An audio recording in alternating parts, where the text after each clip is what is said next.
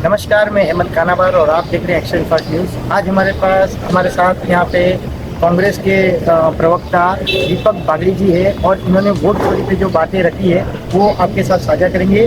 क्या कहेंगे बागड़ी साहब आप इस वोट चोरी के बारे में? देखिए, हमारे नेता जो है राहुल गांधी, उन्होंने इलेक्शन कमीशन के सामने चीख कर सबूतों के साथ कहा कि पूरे देश के अंदर विधानसभा के अंदर जो है वोट चोरी हुई है। लोकसभा इलेक्शन के दरमियान में इन लोगों ने कई विधानसभा क्षेत्र थे, कई लोकसभा क्षेत्र थे जहां पर इसी तरीके से वोट चोरी की गई थी। उसी का उदाहरण हमने मीरा भाईंदर शहर के अंदर भी देखा है, जिसका हम लोग इलेक्शन कमीशन से जवाब मांग रहे हैं। लेकिन इलेक्शन कमीशन की जगह भाजपा के आमदार इलेक्शन कमीशन का प्रवक्ता बनकर हमें जवाब दे रहे हैं। तो अब ये सवाल इलेक्शन कमीशन के साथ साथ भाजपा के आमदार जी से भी है कि मीरा भाईंदर के अंदर जो वोट चोरी हुई उसके जिम्मेदार आप और इलेक्शन कमीशन दोनों है। इसका स्पष्टीकरण आपको पूरे देश के सामने, पूरे शहर के सामने आकर माफ़ी मांगकर देना चाहिए।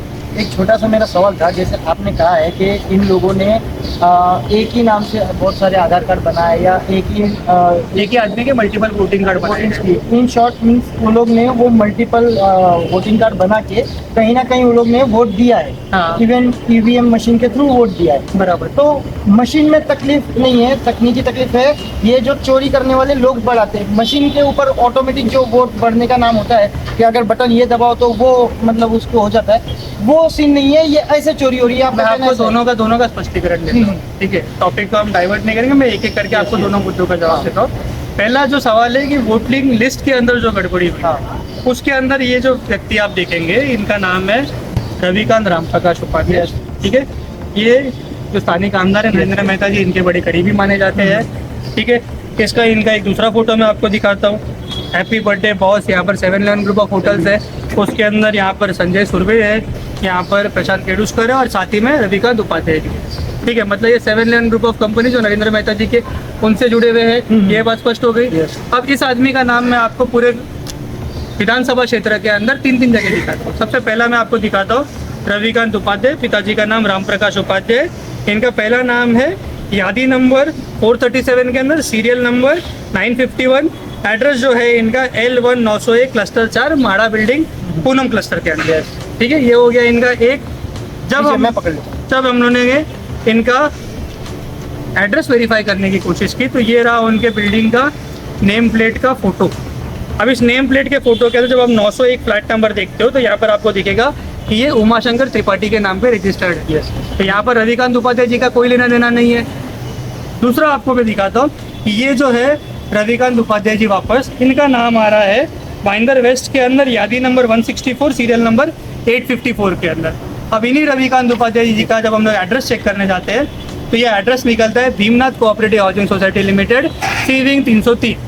इस एड्रेस के ऊपर जब जाके वेरीफाई करते हैं तो यहाँ पर भी उपाध्याय जी का कोई लेना देना नहीं है। फ्लैट भले फैमिली उपाध्याय नाम की है, ठीक है? फ्लैट का जो ओनर है वो उपाध्याय है, लेकिन रविकांत उपाध्याय या रामप्रकाश उपाध्याय से उनका कोई लेना देना नहीं, ठीक है? मतलब इन लोगों ने पैटर्न क्या ढूंढा कि सरनेम अगर सेम होगा तो उसी सरनेम के ऊपर हम लोग मल्टीपल नाम ऐड कर सकते हैं, ठीक है? इसी चीज़ को जोड़ते हुए मैं आपको बताना चाहूँगा कि पूनम सागर का जो एरिया है, उस पूनम सागर के एरिया के अंदर एक ही एड्रेस के ऊपर 10 बाय 10 की दुकान के अंदर एक ही एड्रेस के ऊपर 25 से ज़्यादा नाम सिर्फ एक ही यादव परिवार के रजिस्टर किए गए।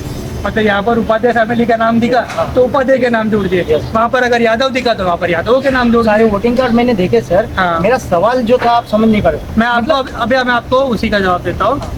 2019 के हमारी आमदार थी गीता जैन मैडम थी।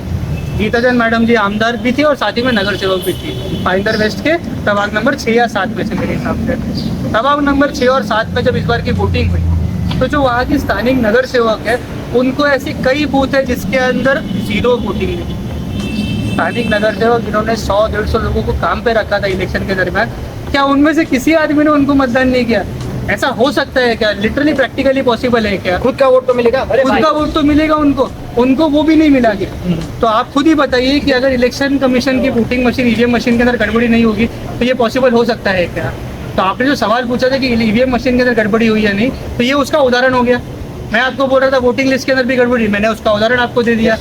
तो दोनों चीज़ों की मिलीभगत के साथ में भाजपा इलेक्शन कमीशन को और पूरे इलेक्टोरल प्रोसेस को इस देश के अंदर मैनेज करती है।